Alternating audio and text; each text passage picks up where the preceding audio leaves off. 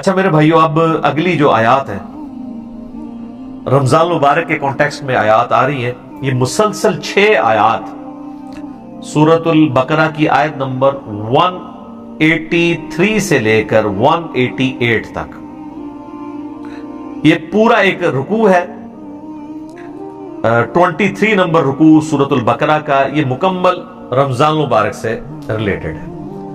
رمضان کے روزوں کو یہ یونیکنس حاصل ہے باقی تمام اسلامی عبادات پہ کہ قرآن حکیم کے اندر حج کا ذکر سکیٹرڈ فارم میں کئی ایک صورتوں میں، سورۃ البقرہ کے اندر ذکر آ جائے گا، سورۃ الحج کے اندر ذکر آ جائے گا، اور صورتوں کے اندر زکوٰۃ کا ذکر تو پورے قرآن میں سکیٹرڈ ہے، نماز کا پورے قرآن کے اندر سکیٹرڈ ہے۔ نماز کا طریقہ اور احکام و مسائل بہت کم ڈسکس ہوئے ہیں، لیکن رمضان کے روزے ایک ایسی عبادت ہے کہ جو ایک ہی جگہ پہ قرآن میں آئی ہے اور کہیں اور نہیں آئی ہے، اور اس کے آلموسٹ جتنے موٹے موٹے مسائل ہیں وہ سب کے سب اللہ تعالیٰ نے اس میں کور کر دی ہے۔ یہ رمضان مبارک کو باقی ساری عبادات کے اوپر فضیلت حاصل ہے۔ یہ 6 آیات رکوع نمبر 23 سورۃ البقرہ آیت نمبر 183 سے لے کر 188 تک۔ یا ایھا الذین آمنوا کتب علیکم الصیام، اے اہل ایمان تم پر روزے فرض کر دیے گئے ہیں، کما کتب علی الذین من قبلکم لعلکم تتقون، جیسا کہ تم سے اگلی امتیں جو گزر چکی ہیں، جو تم سے پہلے گزر چکی ہیں، ان پر فرض کیے گئے تھے تاکہ تم تقوی کی روش اختیار کر سکو۔ رمضان شریف کی آلموسٹ آمد ہے 1441 ہجری میں، اور یہ اللہ کی طرف سے کرامت ہوئی ہے کہ شعبان کے آخری عشرے میں ہماری یہ آیات الحمدللہ رمضان مبارک سے ریلیٹڈ آئی ہیں۔ رمضان مبارک کے جتنے بھی احکامات ہیں کتاب و سنت کی روشنی میں نے بڑی ڈیٹیل کے ساتھ ان کے اوپر ایک لیکچر ریکارڈ کروا دیا ہے، جو کہ آلموسٹ 5 نشستوں میں ہے۔ مسئلہ number 53A B C D اور E، اور ہر نشست آلموسٹ 1.5 گھنٹے کی ہے، جس میں رمضان شریف سے ریلیٹڈ ہر چیز کور کی گئی ہے جو کوئی پوچھ سکتا ہے۔ وہ کلپس بھی میں نے بھائیوں کو بتا دیا ہے، وہ وقتاً فوقتاً رمضان شریف کے پہلے عشرے میں ہی آلموسٹ سارے کے سارے کور کر لیں گے ہم۔ سورۃ البقرہ کا یہ رکوع بھی اس میں کور ہوگا، اس کے بعد بخاری مسلم کی روشنی میں 17 صحیح الاسناد احادیث، اور جو سحری کے افطاری کے احکام و مسائل ہیں، اسی طریقے سے عورتوں کے روزے کی رخصت کیا ہے، مسافر کے روزے کی رخصت کیا ہے، قضاء کا اور کفارے کا کیا معاملہ ہے، مریض سے ریلیٹڈ کیا چیزیں ہیں، ٹیکہ لگانے سے روزہ ٹوٹتا ہے نہیں ٹوٹتا، جتنے بھی جدید اور قدیم فقہی احکام و مسائل ہیں آلموسٹ 40 کے قریب ہیں جو اس میں ہم نے کور کیے ہیں۔ ایک ایک حدیث کا انٹرنیشنل نمبر اس میں بتایا ہے، تو وہ انشاءاللہ ہمارے یوٹیوب چینل کے اوپر تو آلریڈی اپلوڈڈ ہے، دوسرے جو ہمارے ان آفیشیل یوٹیوب چینلز ہیں ان کے اوپر سے خصوصاً مسلم اونلی سے وہ انشاءاللہ اپلوڈ ہوں گے، اور ہمارے فیس بک جو ہے انجینئر محمد علی مرزا، اس کے اوپر یہ انشاءاللہ تعالی ساتھ ساتھ اپلوڈ ہوں گے۔ آپ کو واٹس ایپ گروپس میں بھی انشاءاللہ تعالی وہ کلپس آنا شروع ہو جائیں گے انشاءاللہ تعالی۔ حصول برکت کے لیے میں 2-3 حدیثیں بیان کر دیتا ہوں۔ بخاری اور مسلم دونوں کی حدیث ہے کہ نبی صلی اللہ علیہ وآلہ وسلم نے فرمایا جب رمضان کا مہینہ آتا ہے تو اللہ تعالیٰ جنت کے دروازوں کو کھول دیتا ہے اور جہنم کے دروازوں کو بند کر دیتا ہے، اور سرکش شیاطین کو قید کر دیتا ہے۔ تمام شیاطین نہیں، سرکش شیاطین۔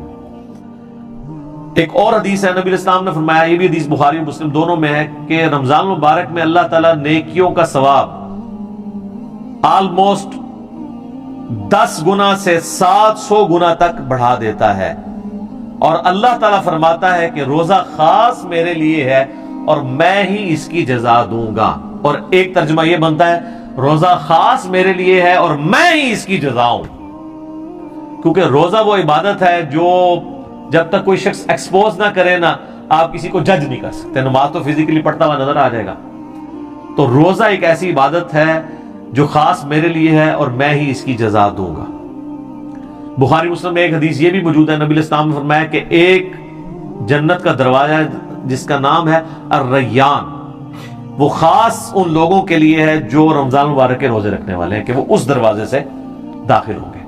پھر بخاری اور مسلم کی ایک اور حدیث ہے، نبی اسلام نے فرمایا جس نے ایمان اور احتساب کے ساتھ رمضان مبارک کے روزے رکھے، ایمان اور احتساب یعنی ایمان کے ساتھ اور احتساب ہے اصلاح نفس کی کوشش پلس ثواب کی نیت خالصتاً اللہ کے لیے، تو اللہ تعالیٰ اس کے پچھلے سارے گناہ معاف فرما دے گا۔ جس نے ایمان اور احتساب کے ساتھ رمضان مبارک کی راتوں کا قیام کیا، اللہ تعالیٰ اس کے پچھلے سارے گناہوں کو معاف کر دے گا۔ جس نے ایمان اور احتساب کے ساتھ شب قدر کا قیام کیا، اسے پچھلے سارے گناہ اللہ تعالیٰ معاف کر دے گا۔ اور یہ میں نے سب سے آسان طریقہ اس میں بتایا کہ آپ ایٹ لیسٹ عشاء اور فجر کی نماز کا اہتمام کریں کہ کوئی رکعت فوت نہ ہو۔ صحیح مسلم میں حدیث ہے، ایک تابعی کہتے ہیں میں مسجد میں بیٹھا تھا، مسجد نبوی کے اندر، حضرت عثمان غنی رضی اللہ تعالیٰ عنہ علیہ السلام کا دور تھا، تو مغرب کی نماز کے تھوڑی دیر بعد حضرت عثمان مسجد میں آ گئے اور مجھے انہوں نے کہا کہ بیٹا میں نے نبی اسلام سے یہ خود سنا تھا کہ جو شخص عشاء کی نماز جماعت سے ادا کر لے گویا اس نے آدھی رات کا قیام کیا، اور جو فجر بھی جماعت سے پڑھ لے گویا اس نے پوری رات کا قیام کیا۔ تو یعنی وہ بتانا چاہ رہے تھے کہ میں عشاء کی نماز سے اتنی دیر پہلے مسجد میں اس لیے آ گیا ہوں تاکہ عشاء کی جماعت چھوٹے نہ۔ آج کل تو مشکل نہیں ہے کیونکہ ہم لوگ تو رات کو سوتے ہی 12 بجے کے بعد ہیں، ان زمانوں میں لوگ بڑے جلدی سو جاتے تھے، اسی لیے مغرب کے بعد سونے کی ممانعت بھی آئی ہے۔ پورے دن کی مزدوری فجر کے وقت اٹھے ہوئے ہوتے تھے، عشاء اتنی مشکل ہو جاتی تھی، اسی لیے تو ہے بخاری مسلم میں کہ منافقین پہ 2 نمازیں بھاری ہیں، فجر اور عشاء کی، اور خصوصاً عشاء کے لیے بھی آیا بخاری مسلم میں کہ اگر یہ جان لیتے تو اپنے سرین کے بال گھسیٹتے ہوئے آتے ہیں مسجد کے اندر۔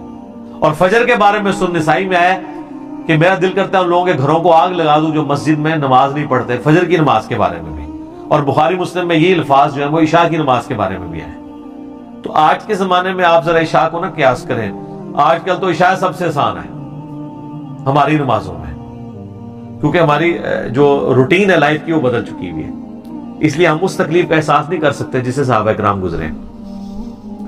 ایام معدودات، گنتی کے چند دن ہے یہ رمضان کا مہینہ۔ فمن کان منکم مریضا، اور اس میں بھی اگر تم میں سے کوئی مریض ہو، او علی سفر، یا وہ سفر پر ہو، فعدۃ من ایام اخر، تو وہ اپنی گنتی کو باقی دنوں میں پورا کر سکتا ہے۔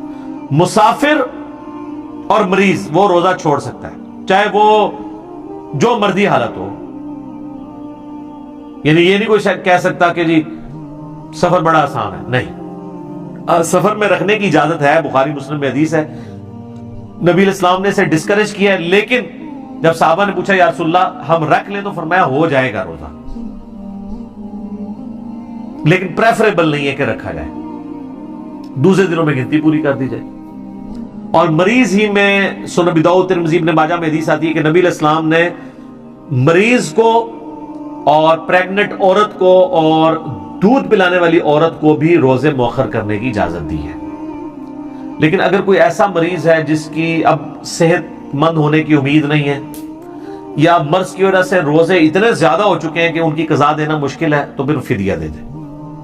اسی میں وہ عورت بھی شامل ہے کہ جس نے کافی زیادہ، ظاہر ہے ایک عورت پریگننٹ تھی، پھر اس کے بعد 2 سال دودھ پلاتی رہی، اور پھر اس طرح اس کا سلسلہ 8-9 سال گزر گئے، تو اس پہ تردد ہے، تو وہ صرف فدیہ دے لے۔ اس میں سیدنا ابو ہریرہ کا قول ہے سنن کبریٰ البیہقی میں کہ آپ نے جو یہ روزوں کی قضا دینی ہے یہ اگلے رمضان سے پہلے دینی ہے۔ اگر اگلا رمضان آ گیا تو پھر اب آپ فدیہ بھی دیں گے اور ایک روزے کی بدلے ایک روزے کی قضا بھی کریں گے۔ اگر یعنی وہ رمضان سے اگلا رمضان آ گیا، پھر ظاہر اس رمضان کے بعد آپ قضا دیں گے نا۔ تو یہ اس میں احکام و مسائل ہیں، باقی مسئلہ 53A B C D E آپ دیکھ سکتے ہیں، میں نے ڈیٹیل کے ساتھ بتایا۔ وَعَلَى الَّذِينَ يُطِيقُونَهُ فِدْيَةٌ طَعَامُ مِسْكِينٍ، اور وہ لوگ جو بڑی مشکل سے ہی ادا کر سکتے ہیں روزہ، بڑی مشکل سے وہ طاقت رکھتے ہیں، تو وہ فدیہ دے دیں مساکین کو۔ فَمَن تَطَوَّعَ خَيْرًا فَهُوَ خَيْرٌ لَهُ، اور جو کوئی خوشی سے زیادہ نیکی کمانا چاہے، یعنی بعد میں روزہ بھی رکھ لے، اگر فدیہ بھی دیا تھا بعد میں اس کی صحت ٹھیک ہوگی روزہ بھی رکھ لے، تو وہ اللہ تعالیٰ کی طرف سے اجازت ہے۔ وَأَن تَصُومُوا، اور دیکھو اگر تم روزہ رکھو تو خیر لکم، اسی میں زیادہ اللہ کے نزدیک تمہارے لیے بہتری ہے، ان کنتم تعلمون، اگر تم جانتے ہو۔